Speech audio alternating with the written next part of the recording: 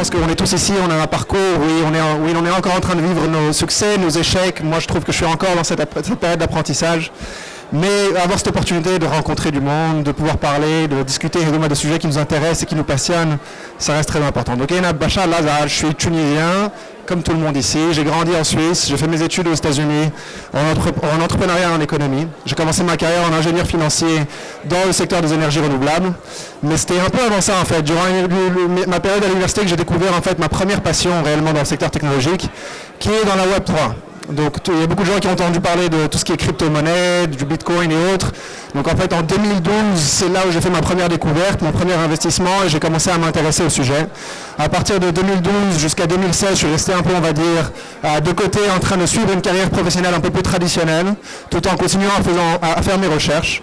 2016, j'ai décidé de faire une transition formelle en rejoignant le fondateur d'un des nouveaux réseaux qui essentiellement aujourd'hui a mené le bal pendant très longtemps, on va dire, l'innovation dans le secteur, qui est Ethereum.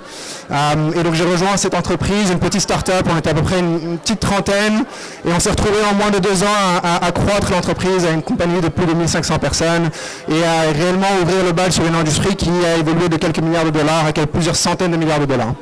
En 2020, j'ai décidé de faire une sortie, entreprendre un peu plus sur le côté personnel. J'ai lancé une entreprise dans le secteur de l'éducation, commencé depuis le marché tunisien, où on aide à travers de la formation professionnelle dans le domaine de la technologie.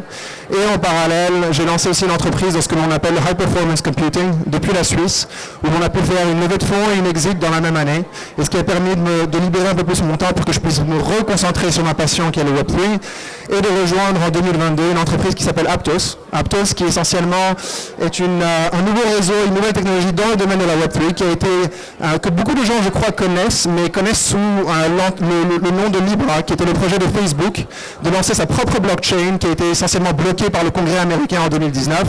Donc l'équipe de recherche et de scientifiques qui étaient derrière, lorsque le projet a été bloqué, a décidé de sortir et de lancer ça sous l'ombrelle d'une entreprise privée et indépendante.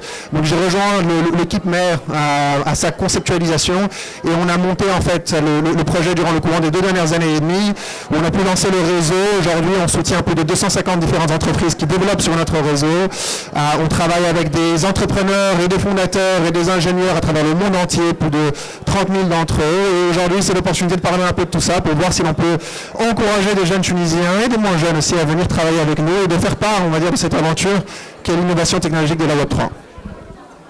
بشار قبل ما نكمل خليني دابا نقول لك برافو على الباركور نتاعك انت صدقني tu es une inspiration les jeunes الكل اللي في عمارنا معناتها بالحق ce que tu as fait ce que tu as réalisé معناتها تنجم تعطي opportunité للعباد تقول tiens مادام هو عمل سكون بدي نجم نعمل دونك معناتها ميرسي بوكو على حكايه على الانسبيراسيون هذيا ديجا باش نمشي في نتبع التيتر اللي مكتوب فوق اسمك باش نقعد في الويب 3 باش نقعد في الاسبي تكنولوجيك كان باش نقول لك مثلا لو تيب دو ترافاي او مود ريموت انهم باغ اكزومبل لي مارشي سيبل اكسبلوتي حسب رايك انت On dit quoi par marché en termes de fonction, de talent, ou alors on parle de zone géographique, ou alors... Voilà, talent. Et très simplement, aujourd'hui, je pense qu'on a tous souffert de la période avec la transition de Covid, mais il y a eu un petit bénéfice qu'on est encore en train d'essayer de recadrer et de mieux comprendre, qui est essentiellement la croissance de la remote culture. Aujourd'hui, énormément d'entreprises à travers le monde entier se sont ouvertes à l'idée d'employer du talent à travers le monde, au lieu de se limiter à la base ou à la pool de talents qui existe à leur proximité. Donc, ce qui a réellement permis d'ouvrir, on va dire, énormément d'opportunités à travers, on va dire, le secteur technologique traditionnel, mais beaucoup plus encore dans des domaines de deep tech, que ce soit l'intelligence artificielle, la Web 3, le data science et autres. Parce que le talent en lui-même est très difficile à identifier. Je vais vous dire une chose, par exemple, de notre côté, on a lancé un réseau qui aujourd'hui on distribue à peu près 30 à 40 millions de dollars en grants. C'est-à-dire que ce n'est même pas de l'investissement dans l'equity. On donne des fonds à des jeunes qui veulent développer des applications et innover. Et il n'y a pas assez de talent. Il n'y a pas assez d'ingénieurs qui ont, on va dire, cette compétence dans ce langage qui soutient notre réseau pour pouvoir subvenir aux besoins du réseau en lui-même. Donc aujourd'hui, on se tourne vers des marchés comme le Vietnam, comme l'Afrique du Sud, comme la Tunisie. On a une collaboration avec une équipe qui s'appelle Dare Blockchain. On travaille avec des équipes en Europe, en Amérique latine, aux États-Unis. Là où on trouve du talent, on les soutient et on collabore avec eux pour réellement nous aider à innover et à démontrer ce qui peut se faire à travers le monde entier. Donc aujourd'hui, vraiment, il ne faut pas se limiter. Que vous soyez ingénieur, designer, marketeur, stratégiste.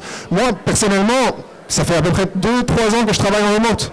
Je n'ai pas réellement de bureau, je bouge d'une semaine à l'autre. Tant que j'arrive à démontrer que je suis productif, que j'arrive à être à l'heure à tous mes meetings, à démontrer réellement mes compétences et ma valeur ajoutée, il n'y a aucune obligation d'être fixe et à louer un bureau spécifique.